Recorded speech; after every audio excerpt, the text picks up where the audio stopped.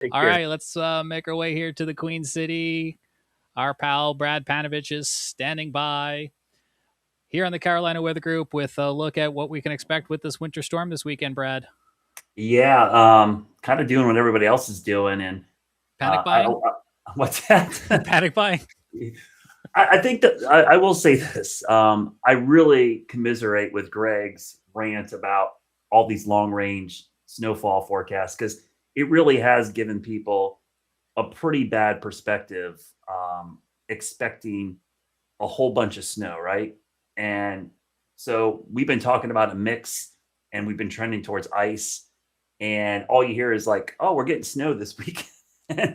It's frustrating because the Should I ice, can bring Greg back in? We can continue the rant. I know, that could be a whole show. But um, to make Greg and Jason's point, I'm having trouble finding snow Mm. at all. Like, could we see 10% of this be some flakes at the beginning, some wet flakes here and there? To me, I fully believe what Greg just said. I think sleet is one of the most predominant things we're going to see with this storm, and then finishing with freezing rain at the end. It was funny Greg said about that 4 to 5 inch sleet storm. I just glanced at the GFS, and yeah, I'm not a fan of the GFS, but at least it breaks out sleet as a separate product, and it actually shows a swath of 3 to 4 inches of sleet from the upstate up to Raleigh through Charlotte. That's a lot of sleet.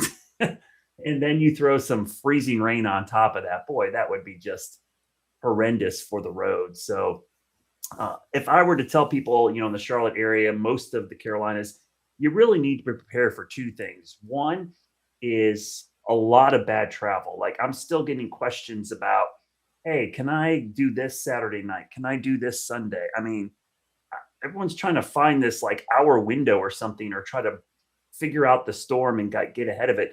I would just say don't plan on traveling because it is not worth it, in my opinion. The other thing is power outages. If this becomes full on freezing rain, then you're talking about significant icing of a quarter to a half an inch. So, if you had to tell me tonight, like, Brad, I need a total, I'm not ready really to do that, but I would say several inches of sleet and quarter half inch of ice probably is what I would plan for from an impact standpoint.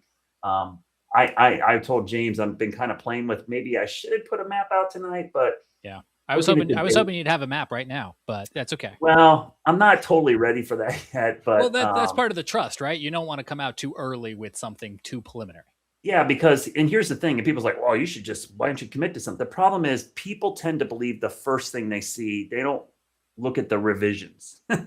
So I'm very careful about that first map because that first number is something that will stick with people throughout the storm, and they may never go back and see the updates to it. So I want that first number to be as good as I possibly can. Even if I have to adjust a little bit, at least it'll be close to that first number, so people have an idea. And just like Jason talked about, we've really been hitting, primarily at impacts. So I think that's kind of the way you have to do these things. You should focus, completely on the impacts. And I'm going to share my screen real quickly and kind of show you for the Charlotte area. This is kind of what we're thinking right now. I don't know why that's so off That's my center, but fault. Hang on. Here we go. oh, there we go.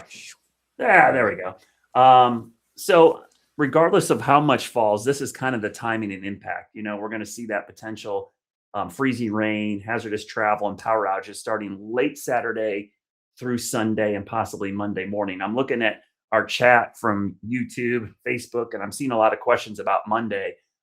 Here's the thing: even if everything ends Sunday night, it's not like it's falling out Monday morning. I would anticipate big travel issues through Monday, and for a good reason. The winter storm watch is up through 1 p.m. on Monday. So that kind of tells you we expect impacts to last through at least the middle of the day on Monday. So I would plan for this to be an all weekend and then early Monday event. And then next week, I'm sure you guys will talk about this when I'm gone, but the cold air behind this is a big part of this story that I don't think Yeah. people even realize, and probably why we're more worried about those power outages, because if there are power outages and no heat, the temperatures behind this are going to be very, very dangerous for a lot of people, with single digits and teens for several nights in a row and afternoon highs struggling to get above freezing. People will have a tough time keeping their home warm without a heating source. Yeah, we're going to talk to Duke Energy in a few minutes about ways to prepare as they get their grid ready and you get yourself ready at home. Brad, once that sun goes down on Saturday night and we hit that freezing mark and we go down below freezing, Yeah. when do you think Charlotte comes back above freezing? Monday, Tuesday, Wednesday? Well, if the Euro freaks out and keeps pushing warm air, we might jump close to freezing some point Sunday. But even if that happens, it looks like then the bottom drops out as the system moves away. But let's say we stay below freezing as a consensus, it probably would be Tuesday afternoon, probably at the earliest that we're back above freezing, and then just some really cold nights ahead. So, pretty long stretch of weather. And the other thing that I think goes without saying, but probably people don't realize, these are storms we used to get a lot more frequently in the Carolinas. It's been a while, and so a lot of people have forgotten how to prepare and act.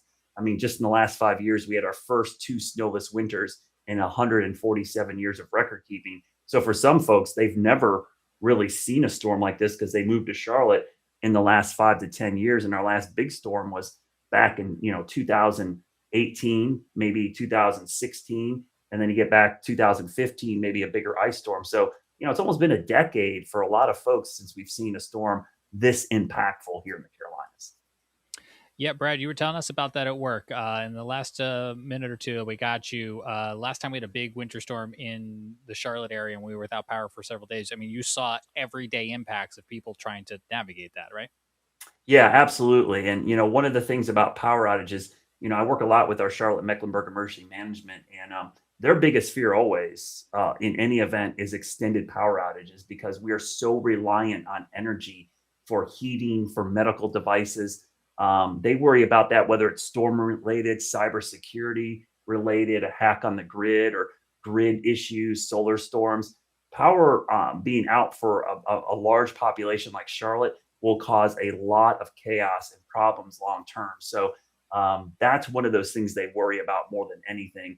And I think it's something people take for granted because you have power. Try going without power for a couple of days and realize how hard it is. Imagine that for like over 1 million people or 1.7 million people in a metro. That would be really problematic. All right, before we let you go, Sam Walker and our Carolina Weather Group panel out there on the Outer Banks has a question for you. Yeah, Brad. Hey, Brad. This system itself is going to have wide-ranging impacts, not just in the Carolinas, but all up and down the East Coast into the Deep South. If we get the ice storm of ice storms in Charlotte, you're talking about extended power outages. This is going to have a major impact on air travel across the country. And talk more about what Charlotte Douglas is ready for, not ready for, has dealt with in the past in terms of systems like this. Yeah, so Charlotte Douglas is the big American hub. We've got several of them. We've got DFW, you've got Pittsburgh, you've got Phoenix, you've got Miami. But when you have one of the hubs of a big airline like this, it's going to have trickle down effects across the entire country. The other thing is we do have some snow and ice removal here in Charlotte. They do have a pretty good program for their runways, but de-icing of planes and stuff like that, it just takes longer here because it's not something that's built into the airport's infrastructure. So I've been saying this all week, Sam. I mean, people are like asking about flights in Charlotte. Think about if you're flying anywhere in the United States with all these major airports being impacted, Charlotte, Dallas, Nashville, Memphis, maybe even some other smaller airports in the Mid-South. Those trickle-down effects from the airlines will affect people even outside of the storm that aren't even getting snow or ice. So I think air travel will be affected pretty significantly. And what airlines typically do, Sam, they don't like to keep their planes in the path of these storms. They move them to a part of the country where they can use them. And so sometimes they will move them to another airport and there won't be any planes here to take off and land because they get them out of the way of the storm.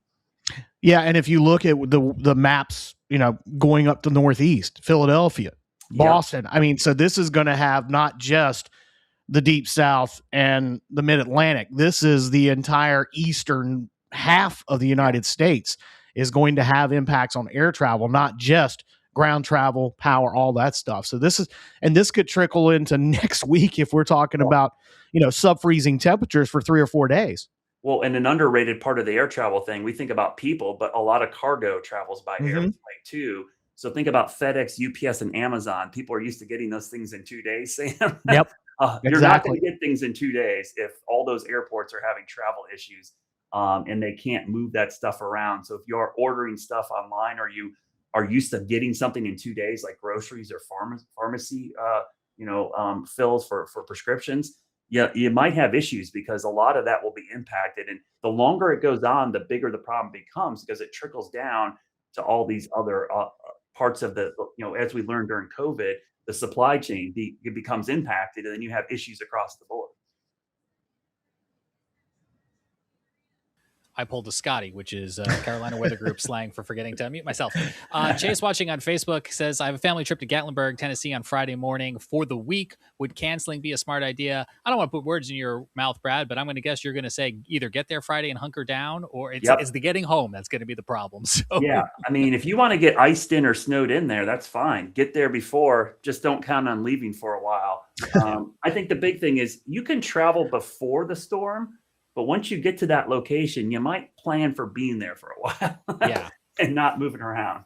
Listen, welcome to coming to the Outer Banks during hurricane season, folks. What we right. deal with all the time, y'all are dealing with this time. It is kind of like preparing for a hurricane. Brad, I know the answer to this question, but for anyone who doesn't, where can they find your storm coverage over the next few days? All right. The best way is my station website or app, WCNC.com, or WCNC Plus app, where we're streaming a lot. That's a great resource because you can watch us anywhere in the country. And then obviously on social media, WX Brad. I'm active on all of the platforms. Doesn't matter which platform you're on, I'm posting updates there. And I try to do that on purpose because a lot of people aren't normal consumers of news. They get their news from their social media feeds. And this is such an important storm. I try to put it on platforms that maybe you aren't used to getting news from, like TikTok or Blue Sky or other locations. We will be putting information on all those platforms so you're ready for the storm. Yeah, lots of streaming over there on WCNC Plus, and we'll be hearing from your colleague Tim Buckley coming up in a few minutes. So hopefully people check you out there, Brad, and hopefully people stay tuned as we continue to make our way around the Carolinas here on this extended edition of the Carolina Weather Group. Yes, send coffee, please. So I will pick up some coffee. Good idea. All right, thanks, Brad. They still make no-dos.